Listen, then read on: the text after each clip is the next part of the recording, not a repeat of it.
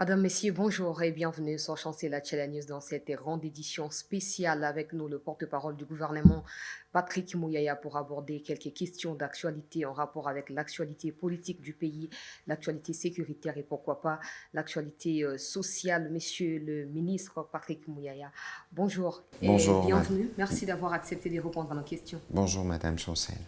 Justement, pour commencer, vous êtes en Europe pour participer à des lobbying concernant la vulgarisation, si vous voulez, ou la reconnaissance du génocide congolais sur la scène internationale. Nous allons nous rappeler que le président de la République vous a mandaté pour cela le 2 août lors de la commémoration du Génocide au Congo. Pouvez-vous nous faire l'économie de votre mission? Qu'avez-vous pu obtenir de ces lobbying? Alors écoutez, nous sommes venus d'abord à Genève pour un événement principal qui était la 60e session de l'Assemblée générale du Conseil des Nations unies pour les droits de l'homme, parce que comme vous le savez, New York, au Conseil des sécurités, on parle des questions de paix et de sécurité. Genève, au Conseil des droits de l'homme, on parle principalement du Conseil des droits de l'homme. Donc il y avait cette session ordinaire.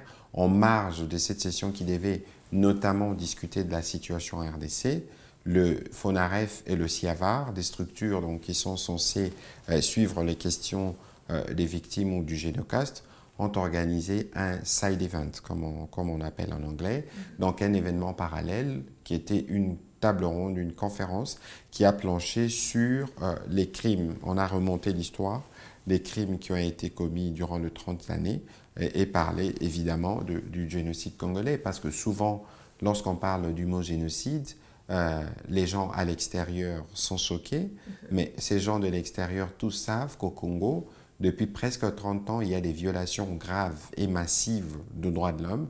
Et nous, le travail que nous avons fait à travers le FONAREF notamment, c'est de collecter les données qui nous permettent de dire qu'à côté des crimes de guerre, des crimes contre l'humanité, il y a eu des crimes, des génocides qui ont été commis sur certaines de nos populations. Et donc, dans les side events, on en a parlé suffisamment. Et je pense que le point central pour nous, c'est que nous-mêmes, d'abord, nous reconnaissons, nous savons qu'il y a eu ces crimes, nous avons mis de l'intelligence, de la science pour les démontrer, mais que par la suite, nous faisons cette forme de campagne internationale pour sensibiliser, parce que la reconnaissance du génocide doit se faire aussi à ce niveau-là. Et donc, nous considérons que nous avons commencé une marche qui va sûrement prendre du temps, mais nous allons continuer parce que nous pensons que les victimes congolaises méritent considération, méritent respect, parce que pour leur mémoire, nous devons être en mesure de traduire des bourreaux devant la justice. Le gouvernement congolais a-t-il directement enquêté pour relever des éléments qui constituent ces génocides, pour porter haut cette voix, ou vous vous basez spécifiquement sur des rapports des experts de l'ONU? Bon, écoutez, il y a un ensemble. Je vous donne un exemple. On a un rapport de l'ONU qui a été établi, je pense, depuis 2010, qu'on appelle rapport mapping. Et ce rapport mapping avait sélectionné, avait en tout cas enregistré beaucoup de crimes qui étaient commis à plusieurs endroits. Ensuite, nous avons plus récemment, pour ne pas aller très loin, si vous regardez les derniers rapports qui ont été établis, y compris par le bureau du haut-commissaire ou par Human Rights Watch, on parle des événements de Rutshuru, où on a assassiné plus de 300 compatriotes avec un ciblage ethnique. Le rapport de Human Rights Watch produit d'ailleurs des détails sur 140 personnes issues de l'ethnie Hutu. Ça, c'est un exemple de ciblage.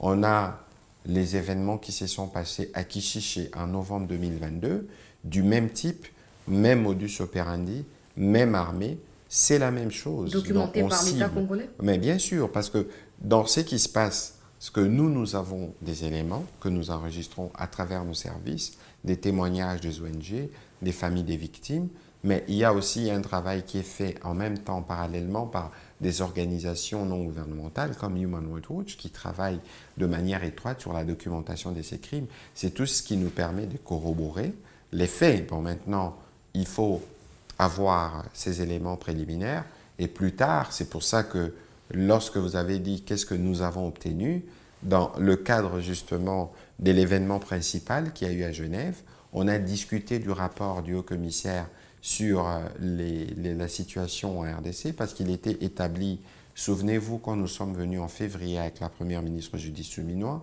nous avions obtenu à Genève une résolution condamnant à l'unanimité les agissements du Rwanda et sur la nécessité de créer ce qu'on appelle mission d'établissement de faits. C'est comme une mission préliminaire qui est venue enquêter, écouter toutes les parties pour savoir s'il y a eu des commissions des crimes ou pas. Cette mission a déjà rendu son rapport?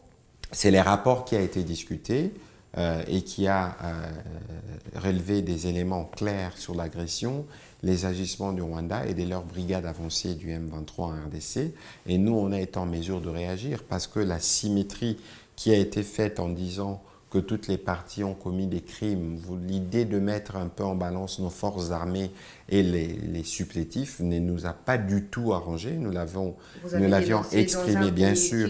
Est-ce que vos interlocuteurs vous ont compris? Mais bien sûr qu'ils nous ont compris, parce que nous sommes dans un contexte où notre pays est agressé et les forces armées ont le devoir de protéger l'intégrité territoriale. Ils sont en droit de réagir.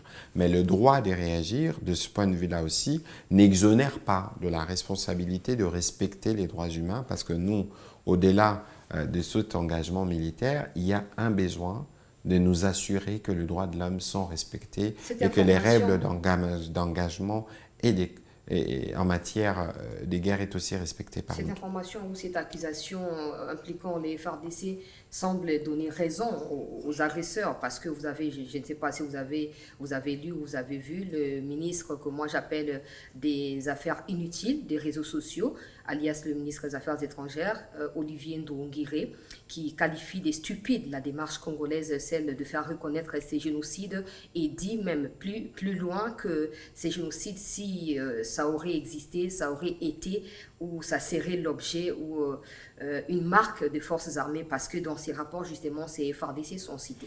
Mais je crois que vous lui faites honneur, d'ailleurs, en le mentionnant durant cette émission, parce que pour nous, c'est les parfaits exemples, justement, de ce qu'on ne peut pas voir comme responsable, parce que vous ne pouvez pas, à ces niveaux, justement, de responsabilité, utiliser des termes de ce type, et surtout que lorsqu'on est virtuellement ministre des Affaires étrangères. Mais quoi qu'il en soit, ils vont toujours très bas.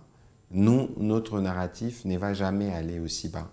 Nous considérons que ce que nous voulons obtenir pour nos populations, ce n'est pas pour l'opposer à d'autres, parce que nous avons, été solidaires du peuple rwandais au moment de ce génocide. Nous, aujourd'hui, malheureusement, ce que nous vivons, c'est la victime qui est devenu le bourreau. Et le mal, ça reste un mal. Donc ici, on ne vient pas faire de comparaison, parce que les génocides, fort malheureusement, à cause de leur propre agissement, n'est plus leur exclusivité dans la région. Ils en ont commis, nous avons des éléments qui l'attestent, et aujourd'hui, ce que nous le faisons parce qu'il faut honorer les victimes, nous les faisons pour leur mémoire, nous les faisons y compris pour que ça ne se répète plus. Et donc, ces agissements, ces gesticulations habituelles, parce que nous connaissons la philosophie du reniement et du déni permanent, et d'ailleurs, cette sortie, c'est encore un peu une apologie de la violence et de tout ce qu'on leur reconnaît. Ils sont libres de s'exercer de cette manière, mais nous considérons que nous sommes dans une quête, nous sommes dans une démarche, nous ne laisserons pas pour autant distraire par des propos de ce genre. J'aurais souhaité poser cette question à ces ministres. Malheureusement, il n'est pas en face de moi, mais c'est vous. Pourquoi le Rwanda s'y sont-ils visés par cette démarche congolaise? Mais parce qu'ils savent qu'ils sont responsables de la plupart de tous ces dégâts. Ça fait depuis 1997 que les agissements du Rwanda ont commencé dans l'est de la RDC, et que sous des fallacieux prétextes, on en a tué, on en a beaucoup tué, on parle de 10 millions de morts. On a besoin pour nous de refaire cette histoire, parce que notre histoire ne doit pas seulement être racontée par d'autres. Aujourd'hui, le travail que nous faisons au niveau du FONAREV et du SIAVAR, c'est justement avec nos chercheurs, c'est de remonter cette histoire, tous ces drames, et être en mesure aujourd'hui de donner des noms à la nature des crimes qui ont été commis, et pourquoi pas poursuivre les responsables. Je peux vous faire un témoignage, parce que pendant la campagne électorale, j'avais eu le privilège d'accompagner le président de la République. Nous avons été à Fizi, au territoire de Fizi. Nous avons été, je pense, à Makobola ou à Kasika. Il y a l'horreur innommable des faits qui se sont produits là-bas. Et ces choses ne peuvent pas rester impunies. Ces choses, pour les familles des victimes qui ont vécu, qui ont survécu, ils ont besoin d'être restaurés dans la mémoire, de savoir que ceux qui ont tué hommes et femmes dans des conditions inhumaines puissent payer et répondre un jour devant la loi. Et donc nous considérons que le travail que nous faisons, c'est un travail pour notre mémoire et rien ne peut nous arrêter. Quelle est la prochaine étape après? Vous avez parlé de février, vous avez été avec la Première ministre et cette fois c'est vous qui avez conduit la délégation. Quelle est la prochaine étape? Disons que la délégation pour la participation à l'Assemblée, à la session extraordinaire du Conseil des droits de l'homme était conduite par le ministre plutôt d'État à la justice, Guillaume Gueffa, qui est un ancien de la maison. Beaucoup ne le connaissent peut-être pas. Il est un ancien de la maison. On avait toujours auparavant travaillé étroitement, en tout cas, il a toujours été des bons conseils auprès du gouvernement pour des questions qui concernent les droits de l'homme. La prochaine étape pour le FONAREF, c'est New York, en marge de l'Assemblée générale de New York dans les jours qui viennent. Ils vont aussi organiser un événement parallèle qui va nous permettre de continuer les plaidoyers, cette fois-ci à l'international, parce qu'on considère que le monde doit être plus au courant de ce qui se passe au Congo. Au final, par rapport à cette reconnaissance du génocide congolais, on doit s'attendre à quoi? Essayer de cartographier ou de nous dessiner cela? D'abord, lorsqu'on reconnaît un génocide, Voilà. ça veut dire que cela implique un certain nombre de choses. Et nous, en termes de recommandations principales pour nous, nous voulons un tribunal spécial. Okay. Parce qu'il faut que tous ces bourreaux puissent répondre. Et ici, au-delà du travail de la justice que nous faisons, il y a un travail que nous faisons d'ailleurs en termes de réparation. Parce que le FONAREF a été justement créé pour besoin de montrer qu'il y a une réponse nationale.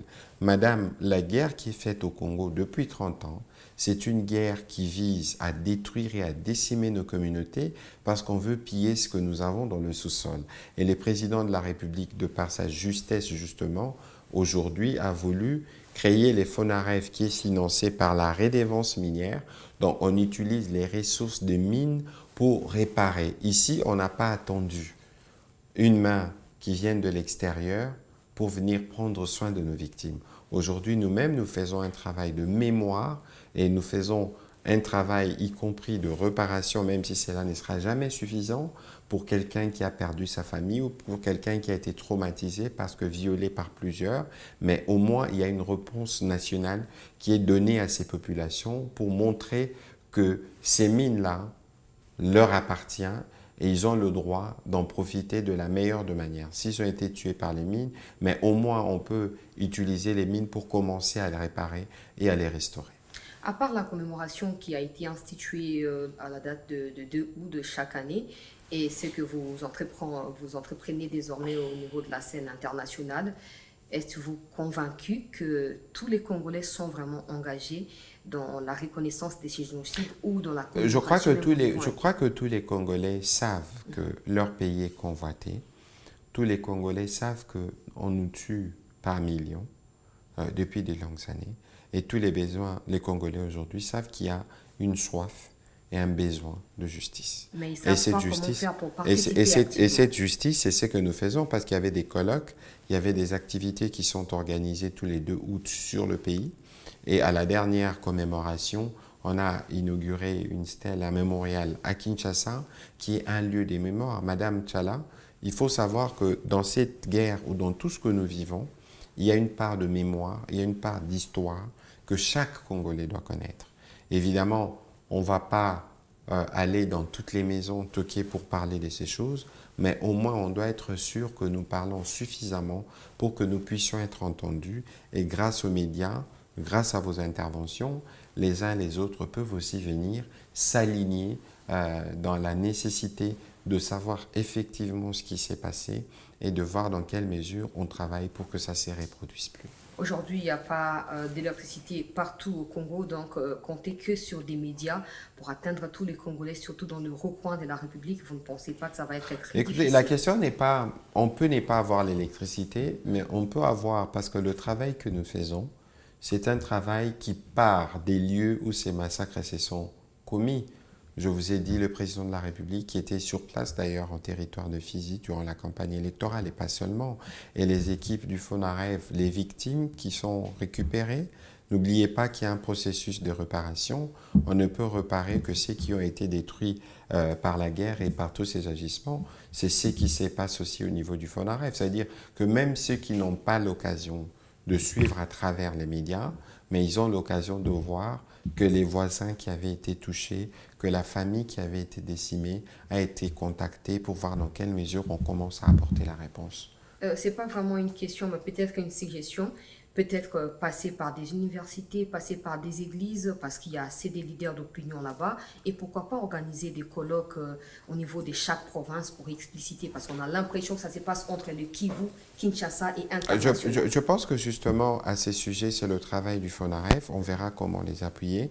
Mais pour ce qui nous concerne, parce que cette question ne peut pas être isolée de la question de la guerre, parce que je vous ai dit tout à l'heure ce qui s'est passé à Rutshuru, nous, pour ce qui nous concerne, on a déjà commencé les tours des universités, on a fait l'UNIKIN, on a fait l'UNISIC, on verra comment faire d'autres universités, pas seulement à Kinshasa, et aller en province pour être sûr que nos jeunes comprennent les enjeux de la guerre et comprennent la nécessité pour eux de se mobiliser pour qu'ensemble nous puissions lutter contre ceux qui veulent continuer à perpétuer des entreprises de pillage sur notre sol.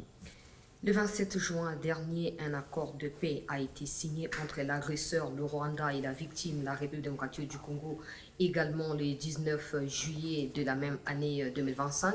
Un accord de principe a été signé avec des supplétifs du Rwanda à Doha pour commencer à Washington plus de 2 mois plus tard. Il nous avait été clairement expliqué par vous lors d'un briefing que 30 jours en DA, en ayant 30 jours, les travaux de CONOPS devaient débuter. Où en sommes-nous, Monsieur le ministre? Alors, il y a évidemment l'accord qui a été signé. Dans cet accord, il faut d'abord savoir, Madame Chancel, c'est que l'accord vient confirmer ce que nous savions. Parce que malheureusement, nous avons en face de nous le Rwanda, un pays qui est particulièrement spécialisé dans le mensonge, dans les dénis et dans les reniements.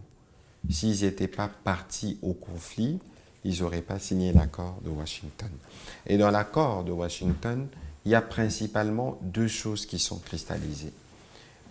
Les voies et moyens pour mettre fin à la guerre et les voies et moyens pour créer un cadre d'intégration économique régionale pour épuiser les vraies raisons de la guerre. Parce qu'en réalité, Madame Chancel, la guerre, elle est faite pour des raisons économiques.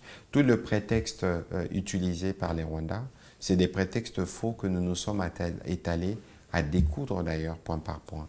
Alors, dans l'accord, qui avait été précédé par un accord de principe qui avait rappelé les points centraux sur lesquels nous nous tenons. Le premier point, c'est notre souveraineté. Le respect de notre intégrité territoriale. Nous sommes, à ces propos, intransigeants. On ne peut pas négocier sur ce qui concerne notre souveraineté. Mais que par la suite, il y a évidemment des questions qu'il faut régler. Les questions de la menace des FDLR, c'est autre prétexte du Rwanda, et d'autres questions connexes. Les questions économiques, vu attaquer le Rwanda, les économies, mais évidemment, c'est pour ça que nous en parlons comme prétexte. D'abord, il faut comprendre que les FDLR, c'est des Rwandais qui sont venus du Rwanda depuis 1994. Ça fait 31 ans. Certains qui nous suivent n'étaient sûrement pas nés. Et ces FDLR à qui les Rwandais attribuent une toute-puissance, bon, maintenant, avec les disques rayés, ils commencent à dire qu'ils répandent une idéologie génocidaire. Mais nous, on a dit que nous irons jusqu'au bout de leur logique. Souvenez-vous des derniers propos tenus par l'ambassadeur rwandais sur ces sujets à Kinshasa, où il disait qu'ils représentait presque plus une menace. Aujourd'hui, le Rwanda en parle comme s'il y avait 10 000, 15 000, 20 000 éléments. Non, tous les chiffres au niveau des renseignements disent qu'ils ne peuvent pas dépasser le 1000 ou le 1500 au maximum. Ce qui peuvent être considérés comme, entre guillemets, ce qu'ils peuvent combattre. Nous savons que c'est des prétextes. Et donc, dans l'accord de Washington, on a mis en place le principe qui doivent nous amener vers la paix, si elles sont appliquées. Mais évidemment, il y a une distance entre lorsque nous signons et lorsque les choses doivent se mettre en place. Aujourd'hui, il y a une structure qui devait être mise en place, le mécanisme conjoint de sécurité, qui s'est déjà réuni une fois à Addis Abeba pour définir un peu le mode de collaboration. et les modes de fonctionnement de ces mécanismes qui a réuni Rwandais, Congolais évidemment, avec la présence des pays médiateurs. Mais il y a aussi, c'est qu'on a mis dans l'accord un mécanisme de supervision, un comité de supervision qui s'est déjà réuni 2 fois à Washington. Et dans ces mécanismes, la dernière réunion, l'on a noté qu'il y avait effectivement un retard ou qu'il fallait donner un coup d'accélérateur dans les discussions de Doha parce que l'attitude du Rwanda à continuer à on ne peut pas pleinement appliquer l'accord de Washington si on n'a pas fini les discussions à Doha. Pourquoi? Parce que la M23, c'est le fils du Rwanda. La M23, c'est la brigade avancée. Il y a des questions notamment de retrait de troupes rwandaises, même si c'est lui que vous avez cité précédemment, qui va sûrement réagir encore à cette émission, parce que c'est évidemment le premier téléspectateur de tout ce que nous disons, de tout ce que nous faisons. Bonne chance à lui, pourvu que ça les nourrisse davantage. Et donc, lui, évidemment, il réagira, mais la première chose ici, c'est que dans leur stratégie des réunions, les Rwandais ont toujours voulu couper le lien avec les M23. Mais les M23, c'est le fils. Il n'existerait pas sans le Rwanda. Et donc, il y a des questions qui ne peuvent véritablement trouver des réponses que dans un cadre d'ensemble. C'est pour ça qu'il y a Doha. Et c'est pour ça que ceux qui ont été à Washington ont convenu qu'il fallait voir comment donner un coup d'accélérateur à Doha.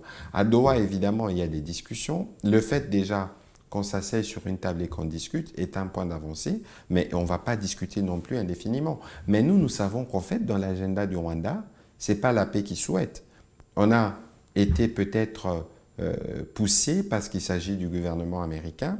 On n'a pas besoin de s'aliéner à un certain soutien, en effet, mais on s'organise en réalité pour bloquer les discussions, même si je ne suis pas à Doha avec nos négociateurs, mais nous savons quelle est l'influence du Rwanda sur les M23. Mais en parallèle, et dans les cadres, qu'est-ce que vous faites en tant que gouvernement? Et dans les cadres, dans les cadres justement de ce qui avait été convenu à Washington, le Rwanda devait jouer de son influence sur son fils pour que les choses aboutissent. Bon, on verra après la discussion, la deuxième réunion du comité de supervision, ce qui va se donner. La feuille de route la question, c'est pas, on ne mérite, il ne mérite pas notre confiance, pas du tout. Mais ici, on est dans un cadre d'un processus qui est suivi, y compris par les gouvernements américains. Il y a des engagements qui ont été souscrits à ce niveau-là. Les uns et les autres doivent s'assurer de leur faire part.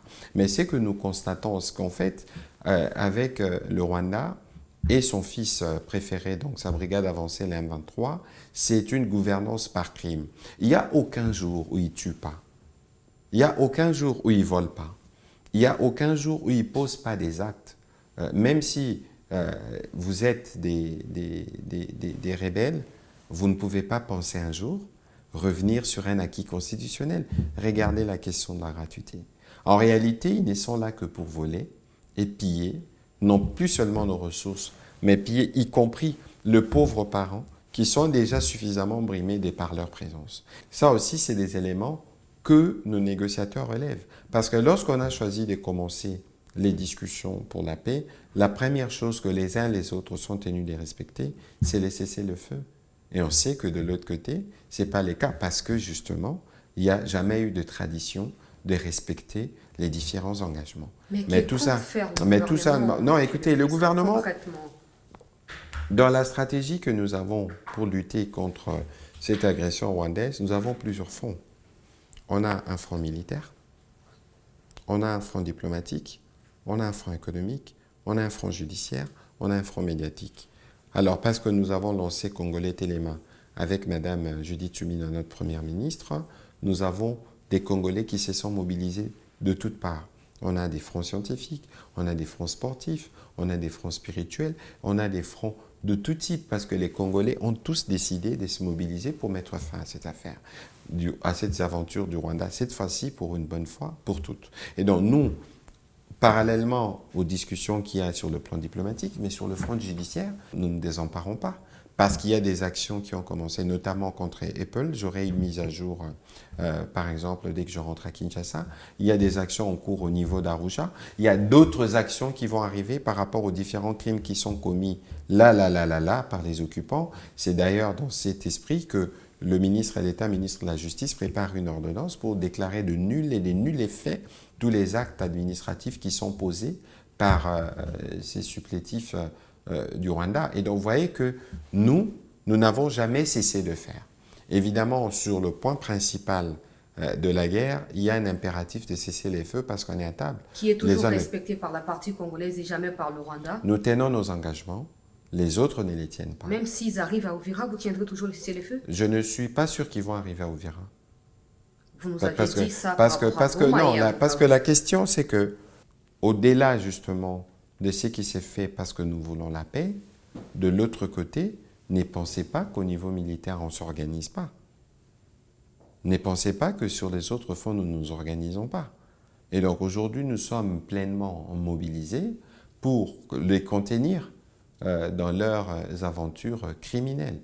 Et donc on ne va peut-être pas aborder certains aspects qui relèvent de la stratégie militaire, mais il faut considérer que de ce point de vue-là aussi, le travail continue. Le HCR facilite ce qu'on peut appeler transplantation parce que ça a été dénoncé par les rapports des experts de l'ONU, le M23 supplétif du Rwanda qui transplante désormais des populations congolaises dans des zones culte contrôle. Aujourd'hui, il y a un reportage de TV5, j'espère que vous êtes tombés dessus, où on voit des agents de HCR essayer de canaliser des personnes qui qualifient de Hutus qui étaient venus du Rwanda. 2 personnes parmi cette multitude expliquent que leurs parents étaient venus, on en a 4, mais ils sont nés au Congo. Aujourd'hui, ils vont repartir au Rwanda parce qu'ils ne voient pas pourquoi ils vont vivre ici au Congo. Monsieur le ministre, quelles sont des relations habituelles entre le HCR, des agences de l'ONU et l'État congolais? Parce que là, nous avons l'impression que les HCR collaborent avec les rebelles et pas avec le gouvernement congolais. Qu'est-ce qui vous garantit que ces gens qui sont renvoyés au Rwanda sont des Rwandais et qu'ils ne reviendront pas prochainement sur le sol congolais? Alors, avant de répondre à votre question, il faut nous aligner sur certains préalables. J'espère qu'on aura l'occasion. On a plus ou moins parlé de la question des FDLR.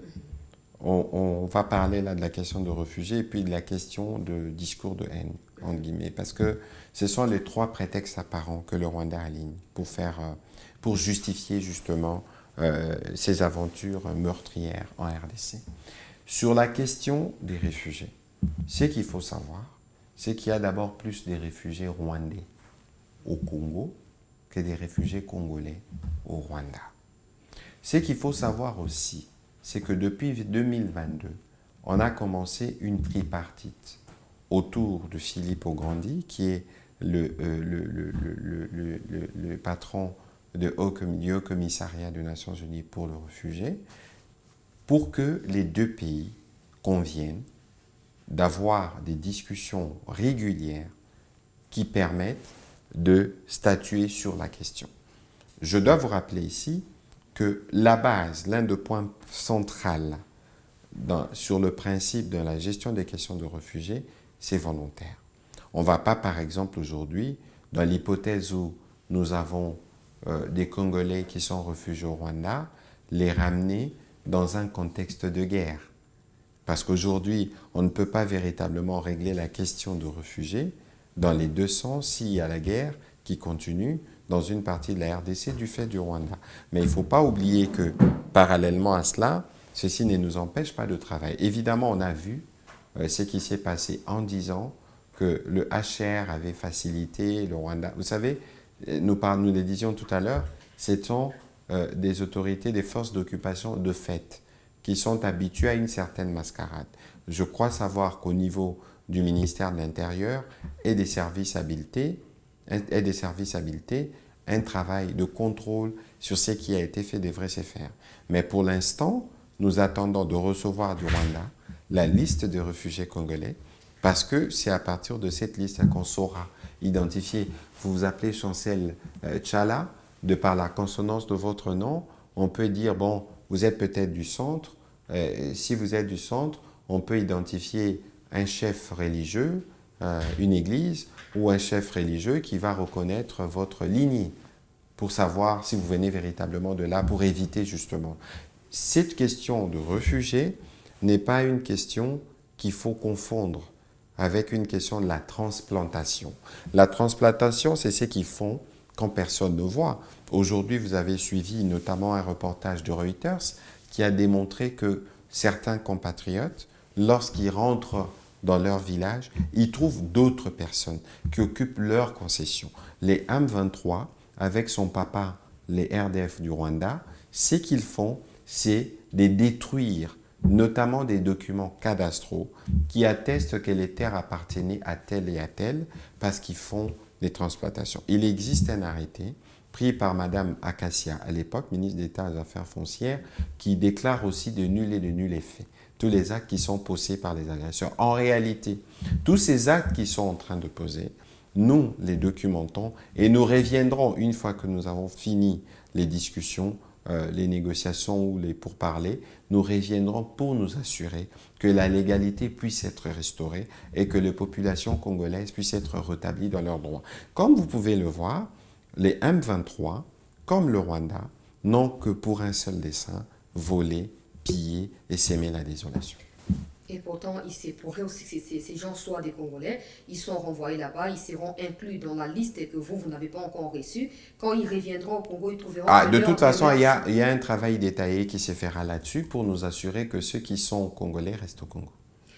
Quelle est la situation actuelle dans la ville d'Uvira? Nous apprenons que le vice-premier ministre de l'Intérieur est sur place avec une délégation.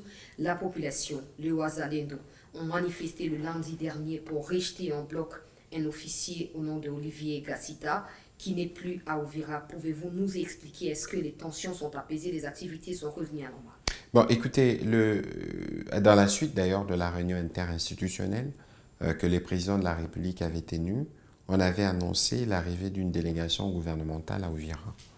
La délégation est arrivée depuis hier, elle y a passé nuit. J'ai encore eu l'occasion de discuter tout à l'heure avec eux. Ils venaient de finir leur première réunion de sécurité. Et d'ailleurs, on nous a annoncé la triste nouvelle du décès par un accident vasculaire du commandant de la 33e région militaire de la région, paix à son âme. Et il y a eu des discussions qui ont commencé et qui vont se poursuivre. Nous comprenons, vous savez, madame, cette guerre apporte beaucoup de tensions et ravive certaines, notamment des tensions communautaires. On a effectivement vu beaucoup de tensions autour de la nomination du général Gassita. Beaucoup de Rwandais également qui réagissent comme s'il y avait un lien entre... Mais parce que je vous ai dit tout à l'heure, j'espérais qu'on parlerait des discours de haine, parce que les Rwandais, parce qu'ils savent, ils connaissent la sensibilité internationale, notamment après les génocides de 1994, ils surfent sur cette question.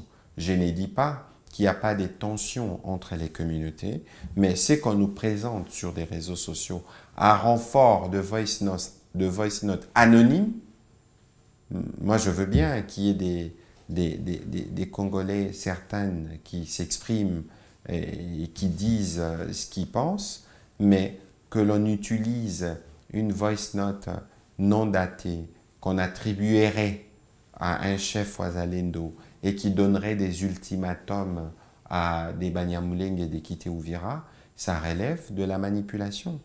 Parce qu'aujourd'hui, la délégation gouvernementale qui est sur place aura elle aussi l'occasion de discuter avec la communauté Banyamulenge. Moi, j'ai vu le maire d'Uvira recevoir la communauté Banyamulenge parce que cette communauté existe et vit dans cette partie du pays depuis des années, depuis des siècles, exactement comme les autres communautés. Ici, madame, je dois rappeler que la première stigmatisation de la communauté Banyamulenge émane du gouvernement rwandais. Comment le président du Rwanda peut, lui, se présenter comme les protecteurs d'une communauté? Imaginez-vous que nous avons des Batéké au Congo, le président gabonais ou le président Sassou, parce qu'il y a des Batéké ou de Congo, de Bakongo à Brazza, se disent, moi aussi je dois m'élever pour défendre. Nous sommes un pays, à 9 pays frontaliers. Nous sommes un pays avec 9 voisins. Et donc, le fait que le Rwanda pointe cette communauté, expose cette communauté du point de vue des autres Congolais. Ils se disent, mais pourquoi, si vous êtes avec nous, pourquoi le président du pays voisin doit se dire qu'il est votre protecteur? Vous voyez, parce que lui, il a besoin, le président rwandais et tout son régime avec le fils préféré, les M23, ils ont besoin de montrer qu'ils ont des prétextes pour continuer la guerre au Congo. Et vous ne pouvez pas, madame, penser pouvoir protéger une communauté en massacrant d'autres communautés. Et nous avons été clairs, y compris à Genève, pour relever cette attitude inutilement belliqueuse et inutilement criminelle. Mais par contre, ce que nous disons, et c'est aussi le message qu'apporte la délégation gouvernementale, c'est les messages du vivre ensemble. Quelles que soient les frustrations qu'il peut y avoir, il ne faut pas que ces frustrations conduisent à la violence. Dans un secteur où il y a déjà autant de tensions, dans un secteur où nous savons qu'il y a la manipulation de l'ennemi, vous-même vous en parlez, parce que les autorités rwandaises en ont fait une question quotidienne chez eux, ça vous donne déjà une idée des intentions qui sont les leurs. Alors, attention, ne prêtons pas le flanc à ces discours-là. Nous disons à nos compatriotes Wazalendo qui sont engagés pour la patrie, n'oubliez pas, connaissant les méthodes et la stratégie du Rwanda, sûrement qu'ils ont même déjà infiltré certains groupes pour qu'ils sèment la confusion, pour justifier leur attitude. C'est pour ça que dans ces combats, nous rappelons à nos amis Wazalendo que vous ne vous battez pas que par les armes. On se bat aussi par l'attitude. Vous ne demanderez pas à une victime de regarder sans rien faire son bourreau. Non, la question de bourreau, attention Madame Chancel, les bourreaux, ce ne sont pas nos communautés Banyamulenge qui vivent avec nous, ce n'est pas eux le bourreau.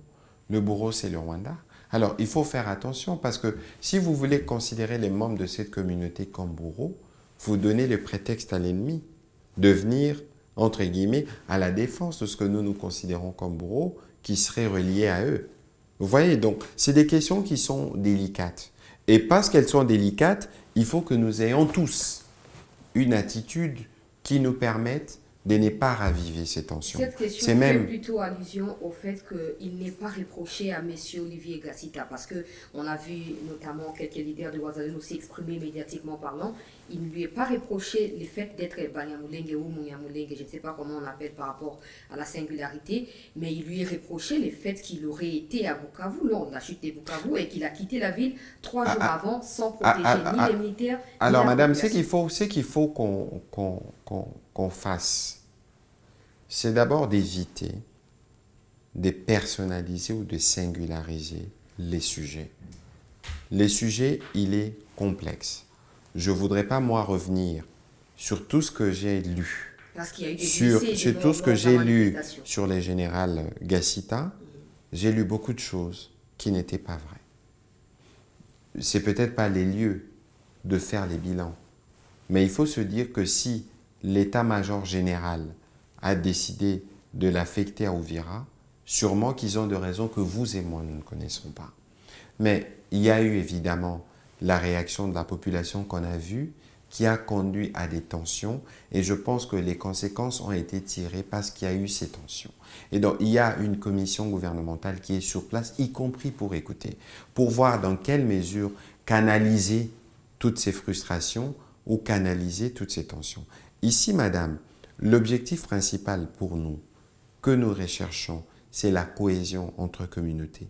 On est en cohésion et on reste mobilisé parce que nous savons que Uvira, vous l'aviez dit tout à l'heure, c'est une cible stratégique pour ceux qui nous combattent. Et lorsque nous-mêmes, nous laissons passer leur venin, leur poison de la division, ils trouvent le prétexte. Je ne dis pas qu'il n'y a pas eu de notre côté des discours qui ont été discriminatoires et qui ont été d'une attitude pas du tout acceptable pour nos communautés. Mais tout ça, c'est des questions qui vont faire l'objet des discussions en cours et c'est des questions qui pourront être balisées. Le souci principal, madame, lorsque vous avez un ennemi qui vient de l'extérieur, vous devez vous assurer dans la maison de préserver l'unité et c'est ça que nous voulons faire. Et je pense que l'unité ne signifie pas blanchir justement ceux qui font du mal en interne ou ceux qui seraient en liaison avec l'ennemi qui vient à la maison. Monsieur le ministre, les tensions ne sont pas seulement autour d'Uvira, où d'ailleurs nous saluons la présence de la délégation gouvernementale dans l'espoir que ça aboutisse au rétablissement de la paix et de la sécurité. Les tensions sont également autour de le mot dialogue qui est évoqué ici par des politiciens, par ceux qui ont pris des armes, le chef de l'État a été clair, il n'y aura pas de dialogue en dehors de sa propre initiative.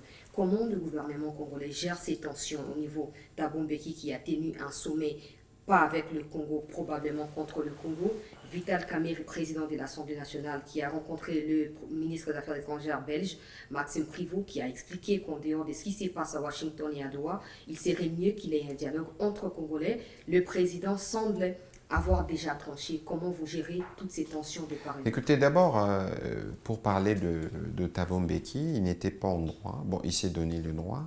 Nous nous sommes exprimés à ces sujets parce que nous considérons que Thabo Mbeki, de par son attitude, il est complice.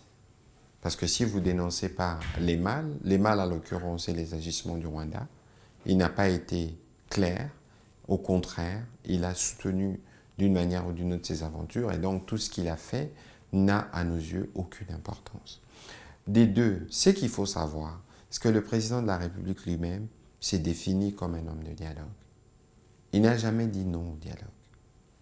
On a trop spéculé, on pensait que le président n'allait pas recevoir les prêtres pour faire suite à l'audience qu'il leur avait accordée au départ de leur initiative. Parce que les prêtres eux-mêmes avaient aussi pris position pour l'agresseur, ce n'était pas des spéculations. Mais il est évident que dans l'attitude qu'on a vue, dans les body language qu'on a vus, il y a à redire. Moi, personnellement, je suis catholique, j'ai eu l'occasion de le dire plus d'une fois, qu'il y a eu un problème dans l'attitude. Les passages de prêtre à Goma a laissé un goût amer. Et ça, il ne suffit pas d'être dans ma position pour le reconnaître. Beaucoup ont été choqués parce qu'il n'était pas question de donner ces crédits à des criminels qui avaient du sang chaud parce qu'ils venaient de tuer à Goma. Ça, c'est un fait. Bon, on n'en est plus là. Aujourd'hui, on est dans la suite que le président de la République a accordée à leur idée. Ce n'étaient pas les seuls à avoir une initiative pour aller vers le dialogue. Le président de la République avait aussi, dans les mêmes ordres, donné son quitus aux autres confessions religieuses, celles dirigées par l'évêque Ejiba. Ils ont eu l'occasion de travailler avec les autres communautés. Ils ont eu l'occasion de travailler autour du cabinet du président. Ils ont eu l'occasion de faire une feuille de route.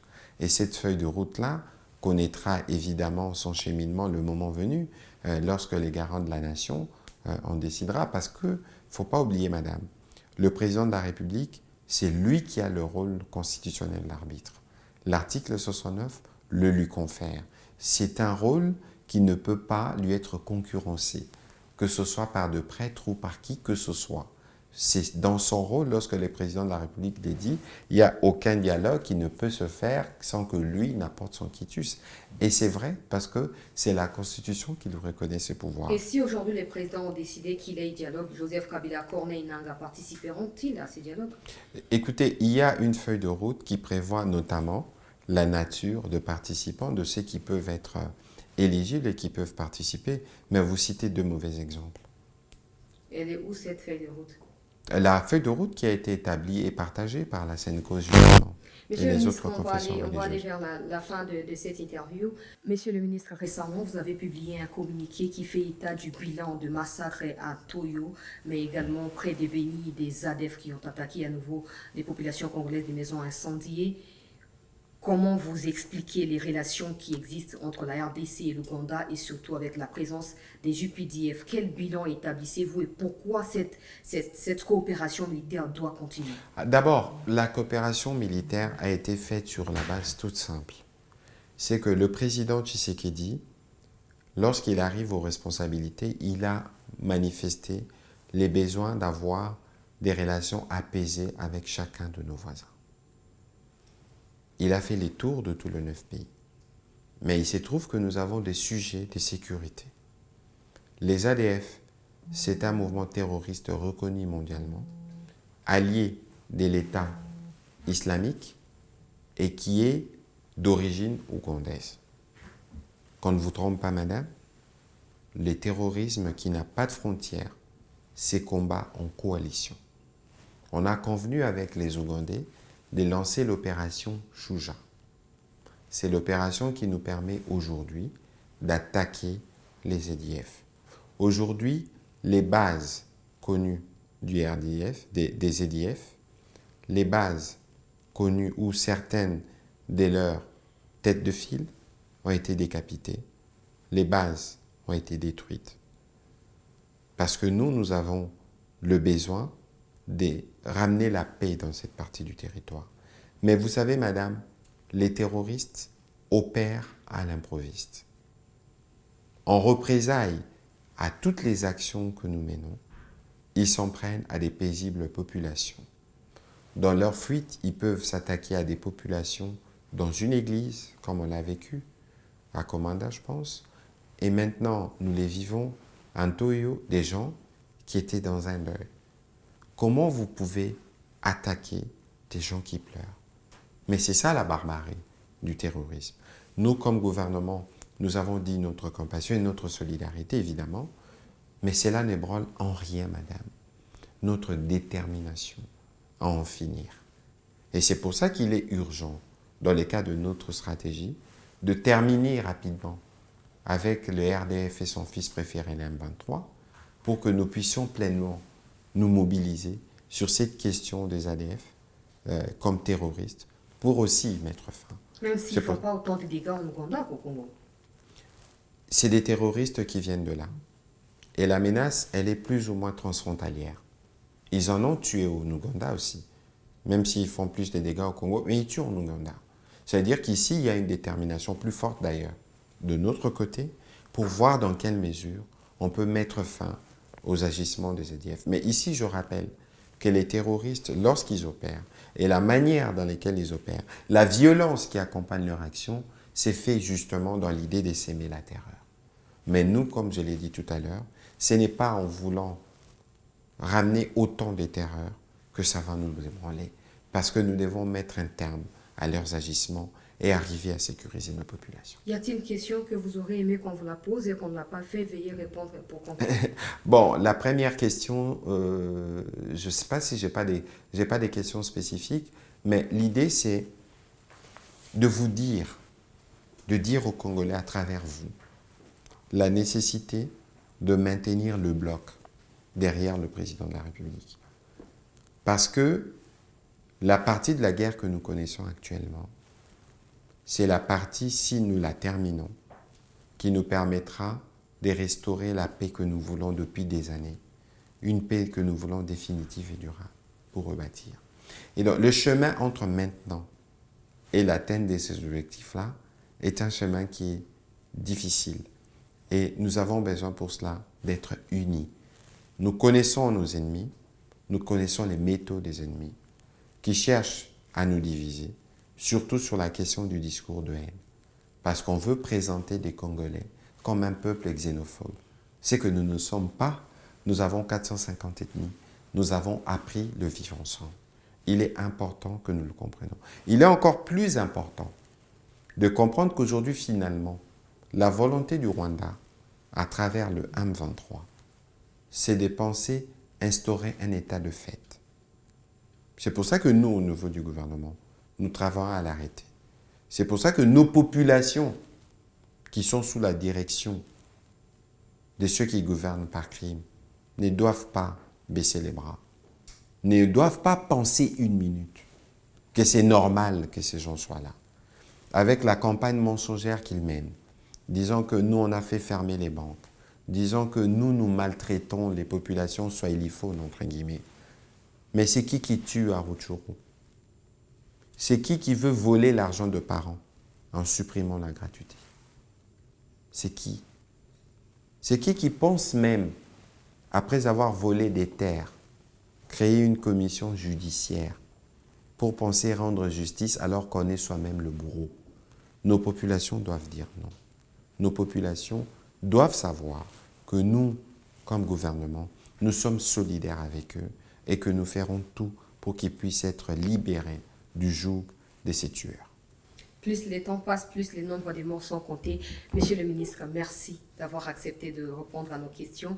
Merci également à vous tous de nous avoir suivis. Laissez vos avis en commentaire et on va les récolter. Et si possible, dans une prochaine occasion, on vous aura. Avec plaisir, madame, parce que nous avons le devoir de redevabilité. Merci beaucoup, monsieur le ministre. Merci à vous également et à la prochaine occasion.